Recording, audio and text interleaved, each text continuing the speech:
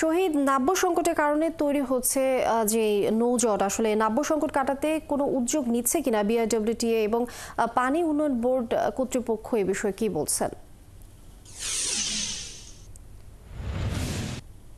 চেষ্টা করেছিলাম সুনামগঞ্জের তাহিরপুরের পাটলাই নদীতে যে নৌজোর সৃষ্টি হয়েছে, এতে ক্ষতির সম্মুখীন রয়েছেন ব্যবসায়ীরা।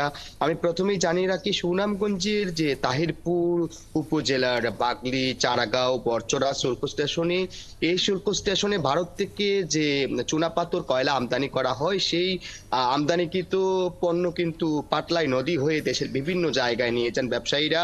আসলে শুষ্ক মৌসুমে এখন যে সমস্যাটা তৈরি হয়েছে, ব্যবসায়ীরা জানিয়েছেন যে শীত মৌসুম শুষ্ক মৌসুমে যে সমস্যাটা তৈরি হয়েছে, অর্থাৎ এখন যে সময়টা চলছে বর্ষায়, আসলে তারা স্বাভাবিক নৌ চলাচল থাকলেও এখন যে চর পড়ে গেছে অনেক জায়গাতে, আসলে ভরাট হয়ে যাওয়ার কারণে চলাচলে প্রতিবন্ধকতা দেখা দিচ্ছে। এতে আটকা পড়ছে শত শত পণ্যবাহী যে বালগেট বা অন্যান্য যে নৌযান রয়েছে।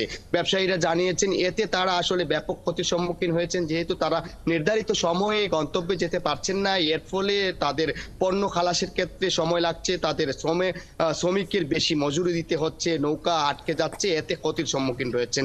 তারা বলছেন যে নৌ চলাচল স্বাভাবিক করতে হলে আসলে পাটলাই নদী খনন করতে হবে। আমরা আসলে দেখেছি যে পাটলাই নদীতে বিডব্লিউটি এর উদ্যোগে আসলে ব্যাকুর সাহায্যে কিছু যে জায়গাটাতে আটকে যাচ্ছে নৌকা, সেখানে তারা খনন করছেন। তবে এটি কার্যকরী পদক্ষেপ নয় বলে জানিয়েছেন ব্যবসায়ীরা। আমি কথা বলেছিলাম পানি উন্নয়ন বোর্ডের নির্বাহী প্রকৌশলী মামুন হাওলাদারের সাথে। তিনি বলেছেন আসলে 19টি প্রকল্প রয়েছে নদী খনন করার ক্ষেত্রে। 19টি নদীপথ যদি খনন করা যায়, তাহলে এই যে পাটলাই নদী, সেটিও কিন্তু তার আওতায় রয়েছে। তারা আসলে একটি সংশ্লিষ্ট মন্ত্রণালয়ে তারা একটি প্রকল্প পাঠিয়েছেন। যদি সেটি অনুমোদন হয়ে যায়, তাহলে পাটলাই নদী স্থায়ীভাবে খননের ক্ষেত্রে আসলে একটি কার্যকরী ভূমিকা রাখা যাবে। তবে ব্যবসায়ীদের সংগঠন কয়লা আমদানি গ্রুপের সভাপতি খসরুল মিয়া যেমনটা জানিয়েছেন, তারা বলছেন যে প্রায় দীর্ঘ 10 বছর ধরে এই সমস্যাটা তারা ভুগছেন, কিন্তু কার্যকরী পদক্ষেপ নেওয়া হচ্ছে না। ক্যাপিটাল রেজিং এর মাধ্যমে যদি নদী খনন করা হয়,